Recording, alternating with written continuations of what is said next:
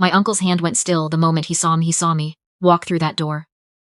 He'd been mid-conversation with his lawyer, leaning forward in his chair the way he always did, when he was explaining something he was very sure about.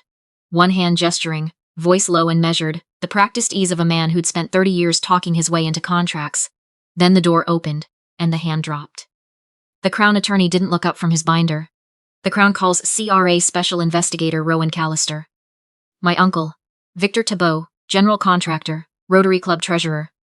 Man whose face appeared on the side of his company, vans on every major road in Hamilton. Sat at the defense table in a gray suit that probably cost more than 2 months of what I'd been earning at home since, when he last bothered to ask. He stared at me. Not like someone who'd been caught. Like someone watching a shape rearrange itself into something unrecognizable, while he wasn't paying attention. My aunt gripped the edge of the bench behind him. My cousin Tamsin, sitting a few rows back and to the right, stared at the floor. She'd known this moment was coming. The rest of them hadn't. I'd waited 2.5 years for that room. So let me tell you where it started. It was Christmas 3 years ago. My uncle's house in Burlington, Ontario, 4 bedrooms, finished basement with a wet bar, heated garage where he kept his boat on a trailer from September until the ice went out in spring. The kind of house that announces itself, the kind that's supposed to make you feel something specific when you pull into the driveway. He'd pulled the boat early that year because, as he told us across the turkey and scalloped potatoes, he'd just closed the biggest commercial contract his company had ever landed. A townhouse development out near Binbrook. He said the dollar figure out loud. He said it twice. I sat at the far end of the table near the kitchen pass-through in a sweater I'd owned since university. I was 26. I'd left the commerce program at McMaster 8 months earlier, 2 semesters from finishing, and I was working full-time at a HomeSense in Stony Creek. At least, that's what my family believed. My cousin on my uncle's side had just accepted a position at a Bay Street law firm. He was 29, and spoke about it, the way people speak about something they've already decided will define them. My aunt's niece had been promoted at her pharmaceutical company. Everyone at that table had a trajectory. Rowan, my uncle said somewhere around the second helping. He didn't look up from his plate, still at that home decor place. Still paying rent, I said. My mother laughed softly beside me, the kind of laugh that means, let's not. She pressed her knee against mine under the table. My aunt put her hand over mine with the particular warmth of someone who has never needed to worry about money and is therefore very comfortable expressing sympathy for people who do. Something will come together, sweetheart. These things just take time. My uncle said nothing, which was its own kind of answer. What nobody at that table knew was that I hadn't left McMaster because I couldn't manage it. I'd left because of something I found. 18 months before that dinner, I'd been working through a third-year taxation case study, a routine assignment, a fictional company, identify the irregularities. I finished it in 2 hours. Then I sat at my desk for a long time, thinking about a conversation I'd half heard at a family barbecue 4 years earlier, when my uncle had mentioned, offhandedly, the way people mention things they think are too small to matter, that he ran his cruise informally. Cash on Fridays, no T4s, guys preferred it that way, he'd said, less paperwork for everyone. I thought about that. Then I thought about the invoices I'd seen once on my father's desk. My father ran a plumbing and heating supply warehouse in Stony Creek, made out to a numbered company, 2874591 Ontario Inc., with my uncle's cell number in the contact line. My father had been confused by them. I'd looked at them and thought nothing of it at the time. Now, I thought something. I spent 6 days pulling what I could from public business registry records and cross-referencing what I found against what I knew about how GST and HST remittance was supposed to work. I wasn't certain of anything, but the shape of what I was looking at was familiar. In the way your coursework makes certain shapes familiar. I went to my professor first. She told me I was extrapolating from an incomplete picture. I went to the university's ethics office. They told me to be careful about making allegations against a named private individual without a formal evidentiary basis. 3 days later, someone went through my car in the parking lot behind my apartment building. The glove compartment was left open. Nothing was taken. 12 days after that, a CRA Special Investigations officer named Amara Osei called me. She'd received a tip from another source and was looking for someone with accounting knowledge to help her team understand the structure of what they were examining. Someone had mentioned a McMaster student who'd been asking questions. We met at a coffee shop on King Street West. She was precise and unhurried, and asked better questions than anyone I'd met in 3 years of coursework. At the end of the meeting, she slid a card across the table and said, I didn't have to decide anything that day. I called her the next morning. I left McMaster 3 weeks later. I told everyone the pressure had become too much. I went back to retail because the hours were flexible, and the manager didn't ask questions about why I occasionally needed a Tuesday afternoon free. The cover story held because it was close enough to a version of the truth that people who wanted to believe it could. My uncle believed it absolutely. I knew because he mentioned it at every family gathering afterward. Always just slightly out of earshot. Always just audible enough. That Christmas dinner was the first time I'd been close to his operation since I'd begun working with Amara's team in earnest. By then I wasn't just a source. I'd been trained. I understood what to look for, and I had family access that a CRA investigator showing up at a job site simply couldn't replicate. My uncle stepped away from the table twice that evening to take calls. The second time, I watched him through the kitchen window. He was standing by the side of the garage, shoulders drawn forward, back to the street. The body language of someone choosing not to be overheard. When he came back inside and passed near the hallway, I caught 3 words: the Ancaster account. I'd flagged an Ancaster address 4 months earlier. A commercial renovation where the invoiced labor costs were nearly 5 times what the permits reflected. I excused myself to help clear the dessert plates and typed a message to Amara on the encrypted app she'd had me install. Ancaster account referenced. He's moving something tonight. Her reply came in under a minute. We see it. Stay calm. After dinner, while my aunt was distributing slices of pie, and my cousin was explaining his firm's practice areas to someone who hadn't asked, my uncle found me in the front hallway putting on my boots. Rowan. He had a particular tone he used for what he thought were acts of generosity, warm on the outside, with something denser underneath. I've been thinking about your situation. I could use someone with a head for numbers on the admin side. Keeping the project books organized, nothing glamorous, but it's a real foot in the door. Better than retail. I straightened up and looked at him. I'll think about it, I said. Don't take too long. His hand landed briefly on my shoulder. I won't always have room. I drove home on the QEW and filed a 7-page contact report before midnight. I want to tell you about my cousin Tamsin.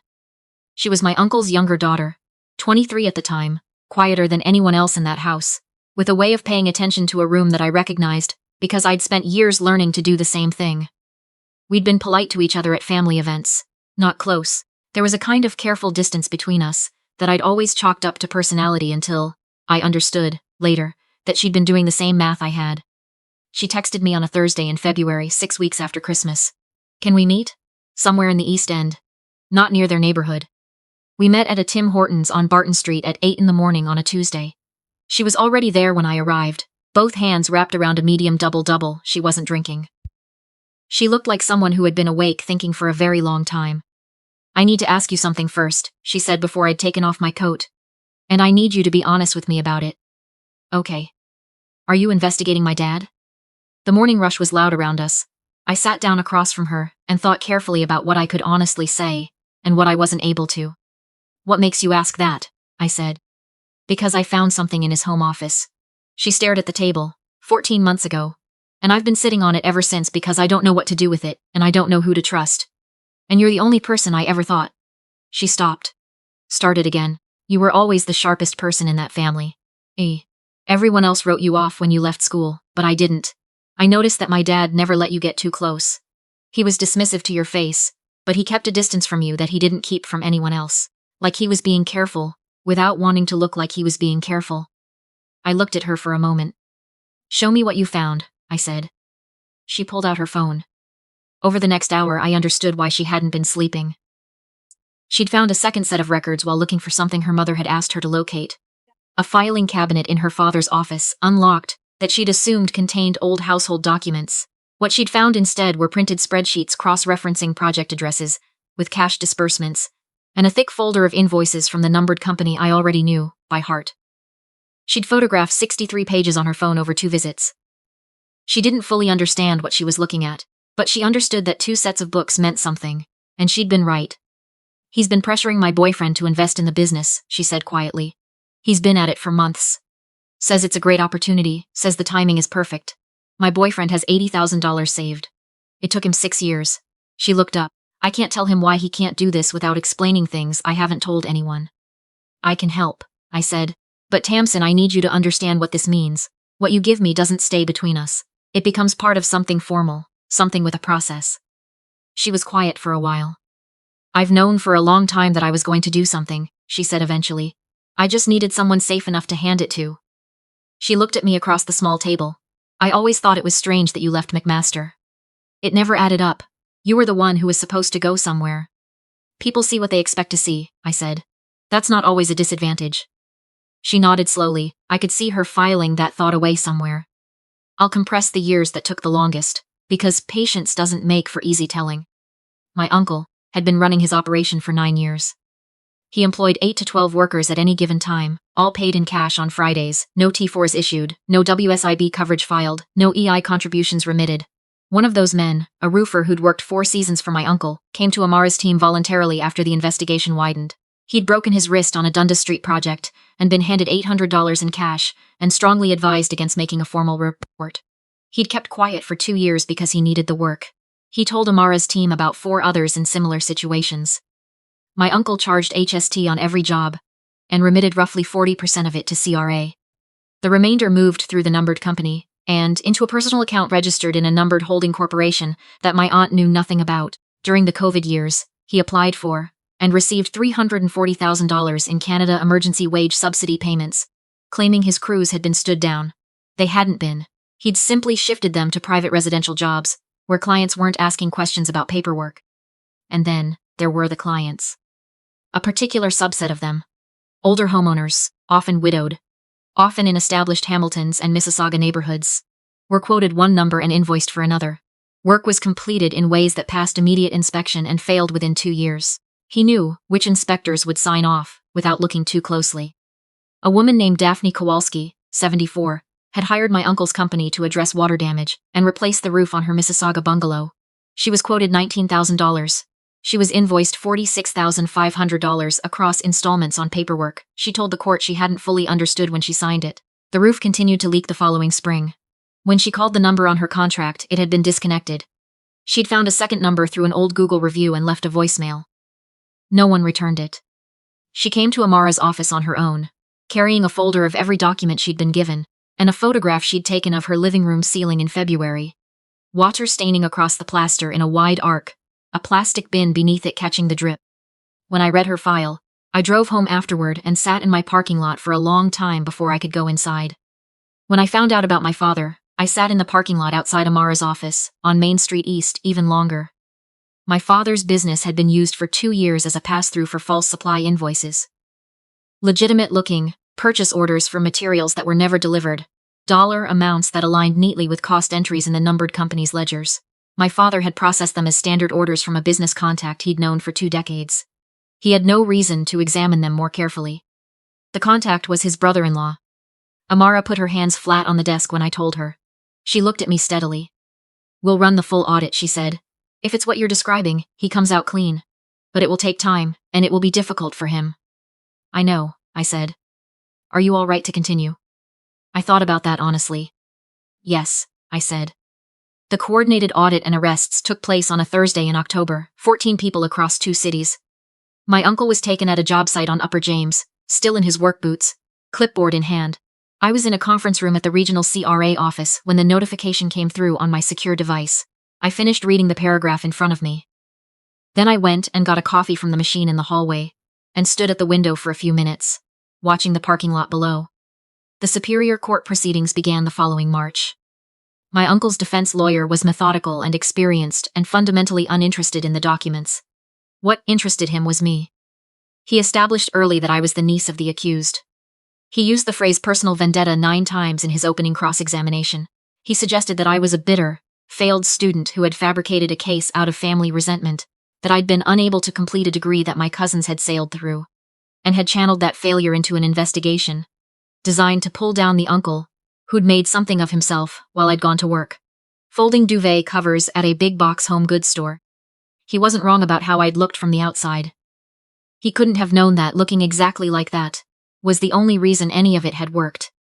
What he could not explain away, the 63 pages Tamsin had photographed and surrendered, the 4 workers who had provided sworn statements, the financial reconstruction Amara's team had built across 3 accounts and 2 fiscal years, the building inspector who, facing his own charges, confirmed the arrangement in full, and Daphne Kowalski, who took the stand and described, in a steady and unhurried voice, hiring a man who shook her hand at her front door and told her she was in good hands.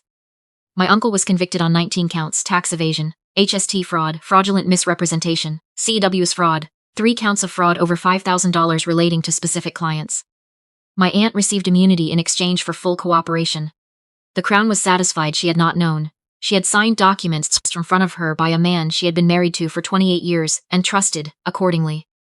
After the verdict, she called my mother. I don't know what they said. My mother didn't offer it and I didn't ask. My father's business was audited in full. Every invoice traced, every transaction examined. He was cleared completely. The letter arrived on a Friday afternoon. He called me that evening and said my name twice before he could find another word. He still didn't fully understand, in that moment, what I'd been doing for 2.5 years. He understood some of it from that phone call.